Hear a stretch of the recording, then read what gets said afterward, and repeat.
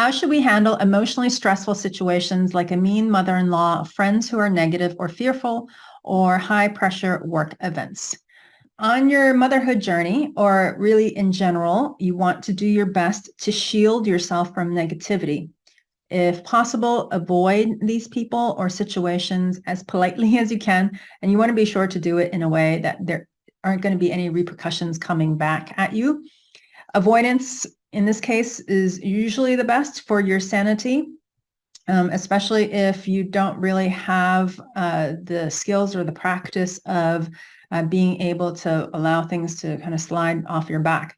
And so that's what I would recommend, is that when it's not, because it's not always going to be possible for you to remove yourself from the situation, and you're going to have to face it head on. And this also includes your partner when you're feeling like a little bit of tension with your partner as well, because that will come up as well. And in those cases where you can't remove yourself from the situation, you have two options, which is one, to learn to approach it with neutrality, or number two, to do a positive reframe of the situation. I personally recommend to the neutrality approach because it's a skill that when you develop, life becomes so much easier.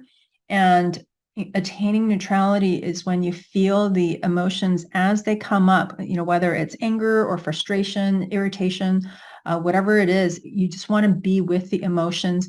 Don't try to fight it. Don't try to change them. Don't resist them. Just be with them. Allow because emotions are energy in motion. So you want to just think of it as energy. And if you allow yourself to just be in the emotions, that energy will just flow in you and then right out.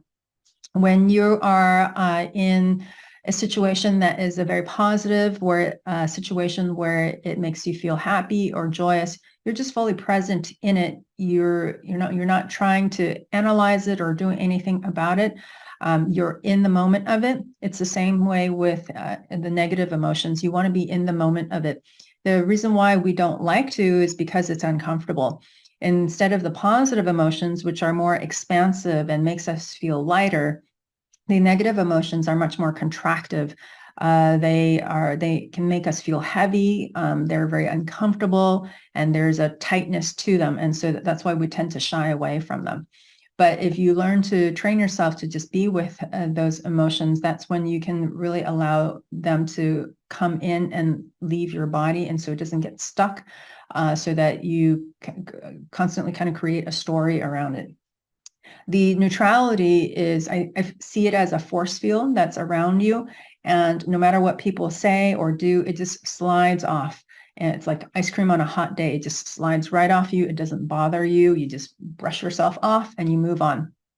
With two teenagers, I've had plenty of practice with the skill of being in neutrality, and I can tell you it's a superpower. And when you learn not to react, the mean mother-in-law has nothing to engage with. There's nothing to hook onto anymore.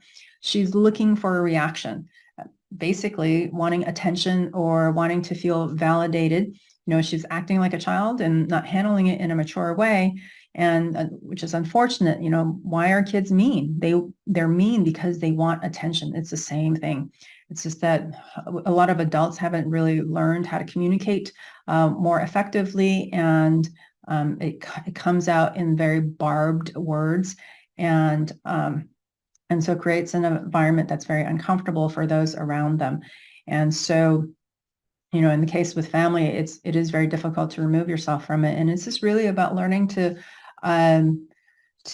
be able to be in that and let it bounce off of you. Also recognize that the reason why it can trigger, you can feel triggered often, is because it's a pattern of behavior.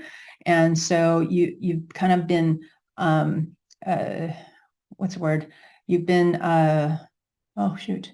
It's like when you twist your ankle, then you're more likely to twist it because it's a weak spot, right? So you've been primed. You've been primed to become more irritated with that person. Whereas if you can just learn to come in with a blank slate and not bring the judgment and bring the past into every situation, then that would be that would go a lot smoother.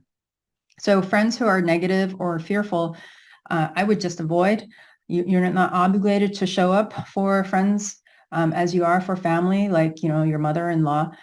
When you're on a spiritual journey, when you're going through an awakening where you're working to connect back to yourself, trying to stay in that emotionally elevated state, many of your friends and also family are no longer going to be at the same frequency as you are. You're going to have less tolerance for negative people because their low vibration no longer feels comfortable for you. And that's just a natural consequence to your spiritual journey, to the spiritual awakening. You don't need to feel bad about it. You outgrow friends all the time. Remember back to high school and college, you were the closest of friends during school, and then afterwards your paths diverge. You became different people, and it's okay. And there doesn't need to be any judgment about it. It's going to continue throughout your adulthood because you're not going to stay the same person.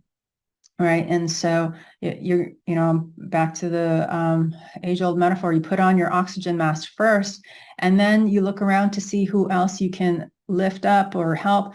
And you accept that you're not going to be able to help everyone because they may not want it. And so, being around negative friends and family members and community while you're on the motherhood journey can be quite a drain and pull you down emotionally because you're essentially giving them your energy. And the more that you give away to other people, to other situations, then the less that you have for yourself to use to intentionally create what you want, the desired vision that you have for your future. With high pressure work events, I would suggest that you avoid them if possible. Those are usually things that you can say you're not available for. Or if you do have to show up for them, you can do a positive reframe for that. And that's it becomes, so you would think of it as a good opportunity to network with your coworkers and to get to know them on a more personal level. And so looking at the positive rather than focus on what you're dreading. And so that might be a way to handle the work events that you can't get out of. The other thing as well is that you want to be careful about bringing in negative expectations based on past experiences. You can change the circumstances if you set positive expectations. So in the case of the mother-in-law, I don't think that she's mean in every single interaction that you have with her. At least I hope not. But it's happened often enough that you have that expectation that it's going to unfold a certain way with her being mean, saying, acidic words. And you can just drop that expectation and see her as the highest version of herself. You can start by complimenting her on her cooking or her dress, rather than approaching her from a defensive position based on the past history. So when you go to her with an open heart, she's more likely to soften. If you change your energy around her, she will automatically as well, more than likely. So I'd like to see you take on the challenge of loving her unconditionally. This is a practice for being a mother because your kid's going to act up as well, and you'll have to learn how to handle it and to be able to stay strong even when the people around you are not acting the way that you would like them to be. So I would invite you to use these opportunities as a way to nurture the skills to handle tension-filled situations or people who might get you triggered. Okay. If you found this video helpful, like and subscribe to get notified of new videos on this channel. I'm Julie Cheng, and I'm here to help women in their 40s manifest their baby. I hold live masterclasses where I answer questions from women on the motherhood journey and post clips here. I also help women in my group programs. Click the link in the description below to join my email list to stay updated on my offerings. Thank you so much for joining me today. Take care.